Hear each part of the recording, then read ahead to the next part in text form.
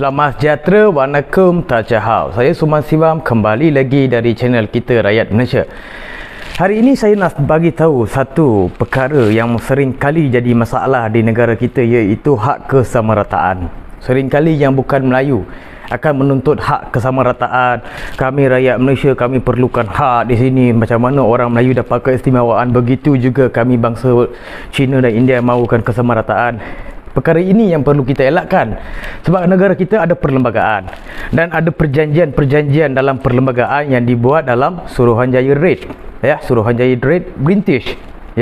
Bila kami dah diberikan hak kewarganegaraan, itu pun dah dikira hak. Bila jadi warga negara Malaysia pun dah kira hak. Sebelum ini kamu memberontak perlukan kerakyatan. Bila dapat kerakyatan nak kesamarataan. Sampai bila kamu nak mengusik perlembagaan dan menghina orang Melayu dan memperendahkan orang Melayu. Perkara ini yang menjadikan pecahnya perpaduan. Bukan Melayu saja resis di sini. Bila kamu dah usik perlembagaan pun dikira resis. Itu juga yang masuk dalam indeks yang negara nombor 2 tertinggi di dunia. Kita punya indeks resis paling tinggi di dunia nombor 2. Termasuklah perkara ini yang bangsa lain yang bukan Melayu yang mengusik perlembagaan persekutuan. Macam saya mengkaji perlembagaan persekutuan dan di situ cukup bagus untuk warga negara. Sebab kami ini dibawa oleh British, bukan dibawa oleh Melayu. Bila kita nak tuntut hak dengan orang Melayu, itu adalah salah. Bila kita tanya kenapa kamu nak kesamarataan, nenek moyang aku susah dulu buat jalan, buat kereta api. Tetapi mereka buat atas nama syarikat British, bukan buat atas syarikat Melayu. Orang Melayu dah cukup baik bagi kamu tinggal di sini dan bertoleransi atas apa yang mereka rasakan, dan mereka sungguh baik membantu kita. Tetapi hari ini berbeza. Bila ingatkan dah pandai, dah cerdik, dah jadi lawyer, mungkin lagi hebat, lagi pandai untuk mengkaji perkara-perkara ini. Tetapinya tidak. Mereka masih lagi terikat dengan pemberontakan bagaimana dengan British dulu. Masih dalam sistem kolonisme. Bila kita tanya kenapa kamu nak kesamarataan, kenapa kamu tidak boleh ke apa yang kamu ada, kewarganegaraan pun dah cukup lah. Sebab apa kami ini dah ada kewarganegaraan pun dah cukup. Perkara 21 perkara perlembagaan dah cukup dah. Sebab apa saya cakap cukup? Kalau tak diberi warga negara Malaysia jadi pelarian, sekurang-kurangnya mereka kalau masalah mereka kata kita pendatang. Ya betul, mungkin boleh digelar begitu sebab sebelum ini pun nenek moyang kita pendatang. Okeylah, tapi kami ni tidak boleh digelar pendatang sebab kami generasi baru. Yang digelarkan pendatang ini masih menggunakan sistem kolonisme ataupun ideologi dunia luar. Yang mencintai negara, yang boleh faham konsep-konsep negara ini, itu adalah dikira rakyat Malaysia. Kadang saya malu apa tau? Malu duduk Malaysia lama, bahasa Melayu pun tidak boleh pandai cakap. Bangladesh, Indonesia lagi hebat bahasa dia orang. Nepal lagi hebat dia punya bahasa Melayu. Sedangkan itu adalah termaktub dalam perkara 152 perlembagaan persekutuan. Bahasa kebangsaan adalah bahasa Melayu. Kenapa kamu tak boleh ikuti? Itu menunjukkan dia orang benci. Benci. Lepas tu mengutuk sana, mengutuk sini. Kami dulu susah payah sini, nenek moyang kami susah sini. Ya betul, memang tak dinafikan mereka susah atas nama British, bukan atas nama Malaysia ataupun tanah Melayu. Mereka datang sini bekerja. Contoh orang kita ni, rakyat Malaysia pergi Australia. Lepas pergi Australia, kami pergi cakap ini negara aku dah lama duduk sini. Sedangkan kau dah dapat kerakyatan, tapi kau buka bangsa asal di situ. Bila dah katakan bangsa asal, itulah ketuanan mereka. Pergi Brunei, ketuanan Melayu.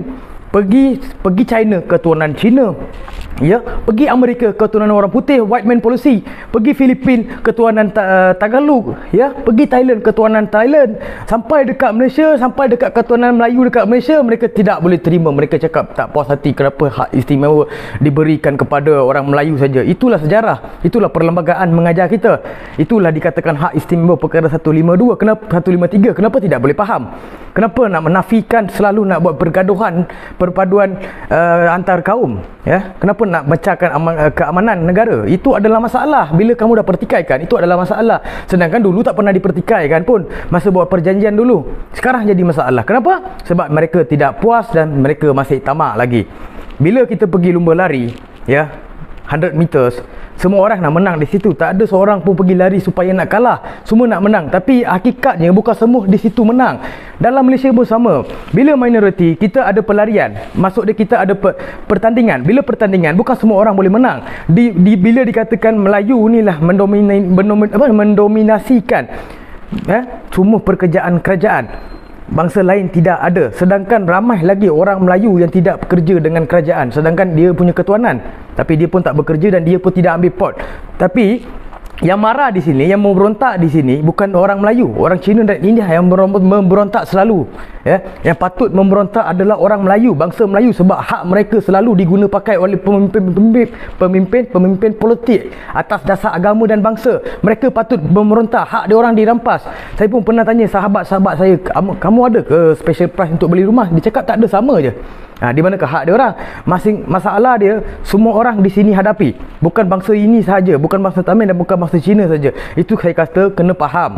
Ya, kita datang dibawa oleh British, bekerja atas syarikat British, bukan bekerja untuk orang Melayu. Bila kita dah dapat kerakyatan, ya, itu adalah toleransi dan kebaikan orang Melayu bagi kita sebelum ini. Saya bukan nak ungkitkan untuk pecahkan keharmonian, tapi saya nak sedarkan untuk yang akan datang ni, generasi-generasi yang akan datang ni, bila sedar, mereka akan faham apa maksud konsep perlembagaan. Perlembagaan dah ditulis, ada wujud. Suruhanjaya Red yang tulis, bukan orang Melayu yang tulis. Boleh pergi tanya dekat Suruhanjaya Red, kenapa kamu buat macam ni? Itu adalah perjanjian seperti mana orang lama kita, moyang kita buat. Bukan untuk hari ni punya cerita. Kalau untuk hari ni semua benda kita boleh pertikai kan. Pergilah cakap dengan orang putih, kenapa kamu nak gunakan white man policy? Ya. Bila Obama jadi kulit hitam jadi Perdana Menteri Malaysia pula marah. Haris dekat jadi Vice President orang Malaysia malah tengok orang India jadi Presiden dekat Amerika Syarikat. Bangga dia. Sebab apa dia bangga? Sebab sama bangsa. Tapi pergi tanya dekat Haris sana, dia tak mengaku pun dia apa bangsa. Dia tak pernah cerita pun dia bangsa apa.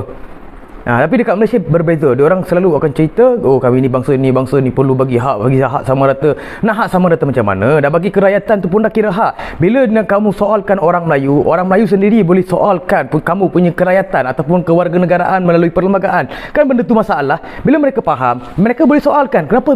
Bila kamu soalkan, tak boleh pula. Bila orang Melayu soalkan, dikatakan resis. Itu yang perlu kita elakkan. Orang Melayu tak resis. Kalau orang Melayu resis, minoriti kat Malaysia ni berapa persen je orang Cina dengan India dah mati dah dibunuh. Ya, tapi masih tidak lagi, masih semua kaya raya, hidup aman damai. Kita harap benda ini teruskan ya sampai ke anak cucu kita. Kita nak dapatkan perpaduan 100% tak boleh. Parasit dalam perkauman ni ramai lagi yang memainkan peranan bangsa, agama, semuanya wujud lagi. Kalau kita nak dapatkan satu perpaduan dari jiwa kita, kita perlu pelajari apa itu perpaduan dalam hati kita. Sebab saya sendiri pun banyak belajar pasal Islam. Islam pun mengajar perpaduan ya. Dan macam bangsa Tamil, Tiruvalluvar pun mengajar perpaduan. Ya, saya sebagai bangsa Tamil, saya suka perpaduan dan kedamaian dalam negara. Itu yang diajar oleh kitab-kitab Tamil macam Aticudi, nama Tiruvalluvar, Tolkappiyam. Kita orang Tamil berkaitan dengan etika. Semua orang wajib belajar benda ini. Sekian, terima kasih.